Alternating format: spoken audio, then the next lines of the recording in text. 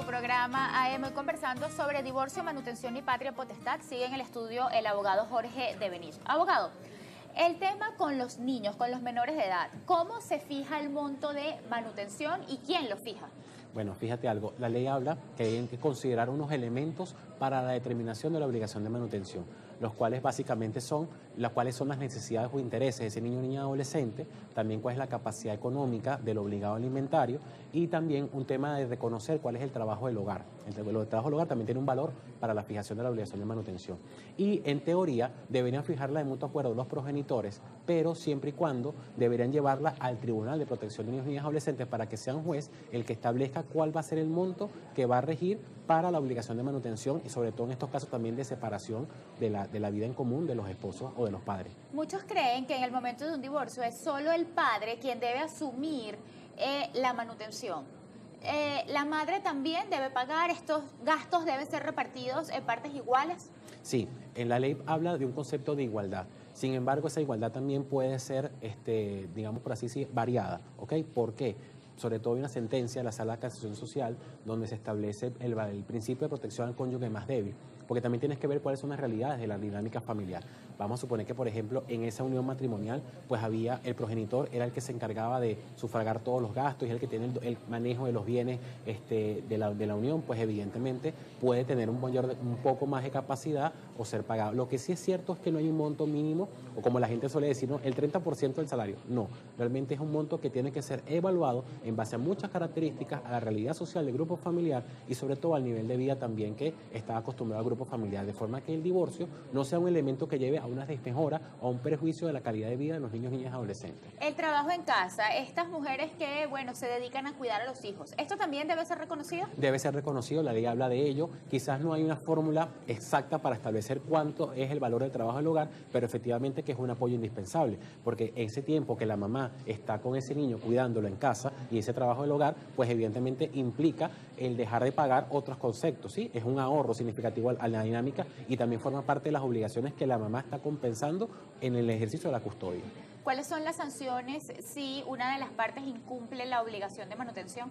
Es importante establecerlo allí, Beatriz, que vamos a hablar del incumplimiento solamente cuando estemos en presencia de una obligación de manutención debidamente fijada por un juez. ¿Sí?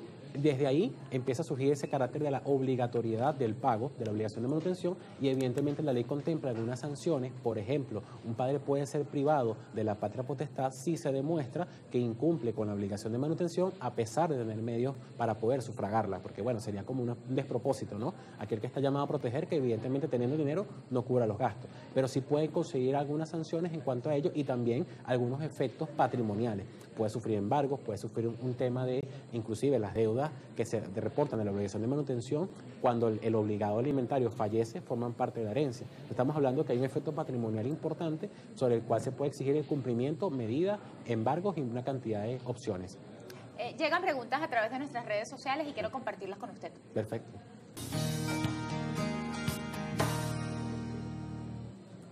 María Fernanda Moreno, ¿cómo se determina la custodia de los hijos en un proceso de divorcio?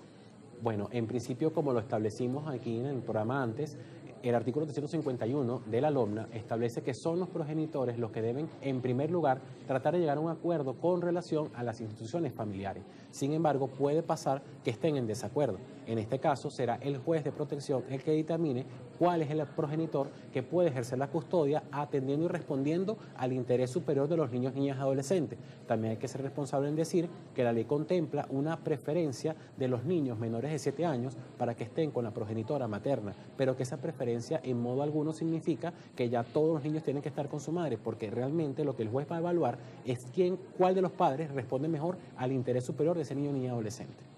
José Manuel Fernández, ¿puede uno de los padres obtener la custodia exclusiva?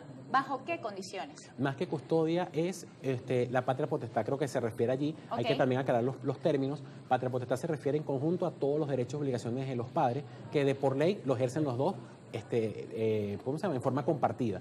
Ahora, la custodia la puede ejercer tanto uno de los progenitores como también puede ser excepcionalmente en forma compartida. Pero la custodia se refiere es al aspecto de la residencia. ¿Quién va a ser que conviva con el niño? Y puede ser que sea atribuida a un solo progenitor o puede ser compartida entre ambos progenitores. Pero eso lo establece la ley como una excepción.